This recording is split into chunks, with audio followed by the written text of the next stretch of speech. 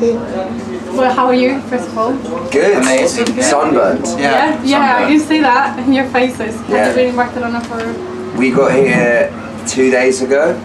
Sunday night. Yeah. Sunday night we got here, yeah. So we had yesterday off, and then You've been doing a little bit of... we rented a boat yesterday. Oh, nice. Yeah, it was great. Sailing. We went sailing on a boat. Cool. It was great. Okay. Very rock and roll. Yeah. Yeah. Lots of time. Very Duran Duran. Very Duran Duran. So, well, okay, let me start with questions, boring questions. Go, start with boring. So, how everything started, like, when the whole idea of having a punk rock band started, like... Tristan, myself and Roland used to play in another band, and we hadn't really, like, sort of done anything or taken it anywhere, and it was sort of just getting to the point where we didn't feel like the music was representing us as individuals. We didn't feel particularly like, you know, solid, I suppose.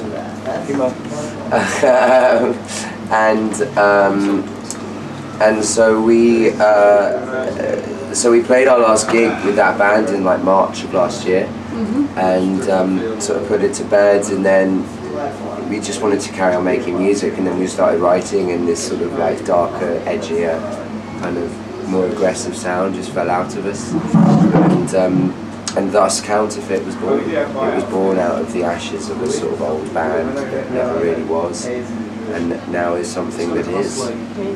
Very successful. It's going well, we're doing alright, yeah. So, I mean, for me, I'm really impressed because for some bands it takes ages to get where you are now. You just released your EP last year. Yeah. And you're already doing your own shows and all of that. How does it feel? Like, did you expect to be so successful? It's just amazing. It's pretty mad. I mean, the first show I played with these guys was in London. It was the first show that we did actually, and it was 800 people showed up, and I hadn't played live really in 4 years, I don't think. So that was like pretty amazing to have that kind of support straight from the outgo. It's been amazing. Yeah, mind blowing. Super exciting. We love playing shows. We were playing music before, so like now to be going out doing headline tours across Europe and having people show up everywhere. We literally couldn't ask for more. And we want to build it. Like we're so grateful for everyone turning up and their support. We just want to kind of turn this band into something that lasts a long time. And without fans, we're nothing. So we want to give back as well. It's amazing. I mean, I guess you have a great team as well working with you. Yeah, we've got some really good people and really good like old friends who we work with as well, and people that we've known for a long time. So it's pretty family vibes, and It's a tight circle. it's a tight knit circle of people, and it's we're all sort of learning whilst we're going along, and it has gone from 0 to 100 pretty fucking quickly. But it's I don't know how that's happened, but somehow it has, and we just sort of want to just keep on doing that. That's the plan. That's the plan. And it will be like that, I'm pretty sure. Thank you. And what did you find the most challenging part of making this album? Like to making the song? Getting the studio at the same time. Getting the studio at the same time was always difficult. I think it's sort of, because I write loads of different style of music. Like I write like country music. I write lots. I just like writing. I think it's sort of like, it took me a while, I think, to really like hone what it is that's more Counterfeit than anything else that I've written before. It's sort of just had to happen over a little bit more time. But now we've sort of found it, it's much easier. Much easier for sure. So what, the other band that you had before, what kind of music did you do? It was like sort of pop punky kind of stuff, more like sort of singer-songwritery pop punky kind of vibes. That had been born out, like I'd been playing in that band since school, like since I was like 17, 18, and I'd done a bunch of gigs, and we toured a bit, we did a few shows here and there, and it was sort of just born out of me taking a guitar with wherever I went, wherever I was in the world, I just sort of had to write. So it would just be like, oh, I've been away for 6 months and I've got 5 songs, let's just go into a rehearsal studio and just like slang them out and just like do a gig. Whereas with this, it's like, right, what is this? What is this? What are we representing? How are we coming out? And is punk music, what you really want to be focused on, or are you planning to maybe... We're going to go into dance electro eventually. That's the plan. Is EP3 and EP3 leading into LP1 will be purely dance, then dubstep. I think.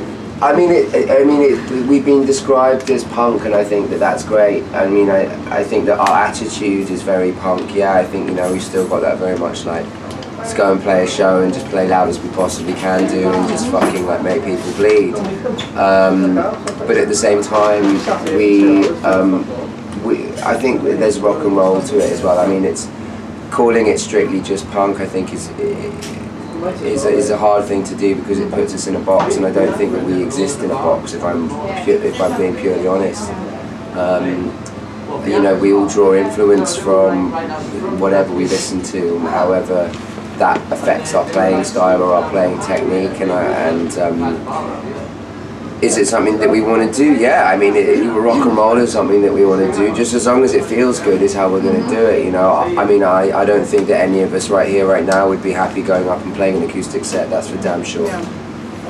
You know, we like it loud and we like it fast. So what sort of artists do you listen to normally, bands?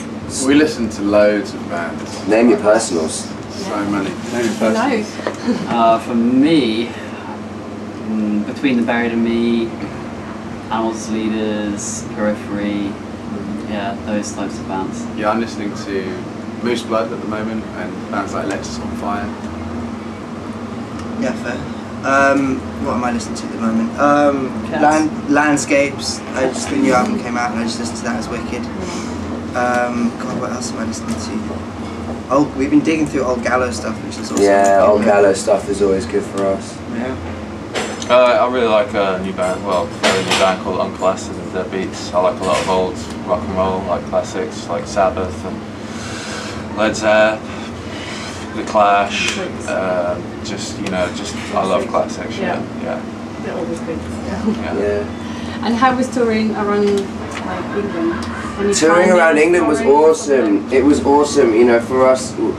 You know, having only done one tour beforehand and only played one show in the UK beforehand, you know, it was important, I think, for us as a band to go out there into our home country and play some shows. And the UK is like completely awash with fucking great bands and great musicians in whatever town you go to. So they're getting like local bands who go and play those venues every night. It's probably the same all over the world, but because of where we're from, because we're from the UK, we obviously know more about it.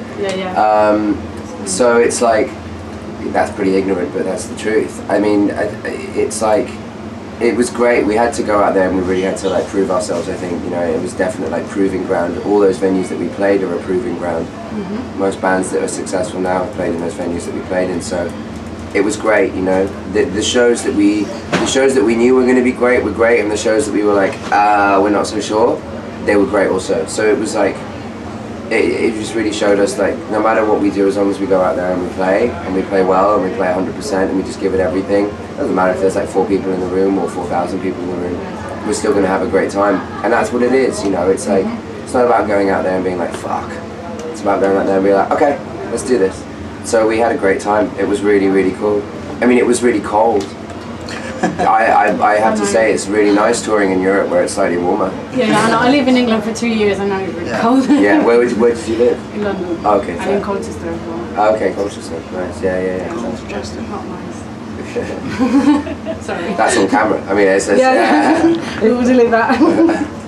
And any funny stories about touring or any? Well, the boat was probably... The boat was awesome. Sailing. Jamie watched a girl wash her hands in the urinal. Oh, that was amazing. Yeah, that was in London. It was in Birmingham. We came out of this. We were playing at this venue in Birmingham, and it was, the dressing room had no loo, so no toilet. So I was like, okay, well, I'm gonna go and have a wee in the men's, like, just, you know, like in the venue.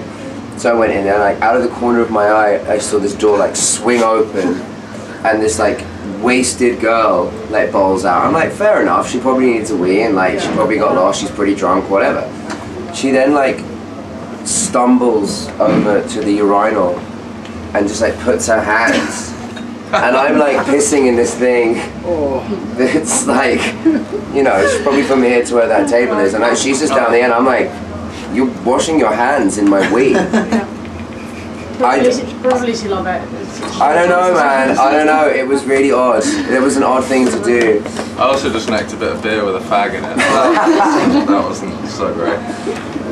Yeah, there's been a few like mishaps. Our van broke down. Our van broke down and then to London, so we had to like. So we were on the side of the road in Belgium for 5 hours, just like our backline tech Pima and our tour manager Craig went off one way to go get another van, and then our management went the other way to go get another van. So we were just sitting in this service station for 5 hours, just like flipping bottles, just waiting. Just waiting, and then the other van came, and we got to Amsterdam. It was like the first time we'd seen Tiger Cub since January. We got to the venue just as they finished their set, so we literally just like pulled everything apart, put our stuff together, did a line check, and just went for it. Just like went and played a punk show. It was great. It was like, it was super stressful, but it was kind of like really reminded us as to what this is all about, really. You know, you can stand in a venue for 5 hours and play and do a sound check and make it sound as sweet as possible, but it doesn't necessarily mean you're going to get the right vibe. And that show was a sick vibe. I think we had a wicked vibe for that show. Ooh. Okay. Well, this is a question for you, Jamie. Sorry, guys. So, because you are an actor, are you planning to keep acting or just? Yeah. No, I'm doing acting still. Yeah. I've just finished shooting something, and I'm off to go shoot something else in a couple of weeks. After the next tour in June, I go off and shoot something. So they're definitely going side by side. You know, I mean, I think that's the blessing with a band, is that, you know, there's periods of downtime where you're either getting the record ready or you're writing, or you know you can't go out and tour again because you've just done a big tour, so there's no point in going out to the same territories or whatever and doing the same tour. So I'm very much like slotting that into my life. It's like I don't have any free time basically, which is great though. It's like I much prefer it like that. I would much rather be busy all the time than have like, you know, 2 months on the road with the guys and then a month off, you know, 2 months off. It's like I much prefer my years. Like I'm booked up until the end of the year now, which is just great. It feels good. But no, I'm still acting. I'm still doing things. Busy guy. Okay guys, but that's all. Thank you very much for your time. Thank you.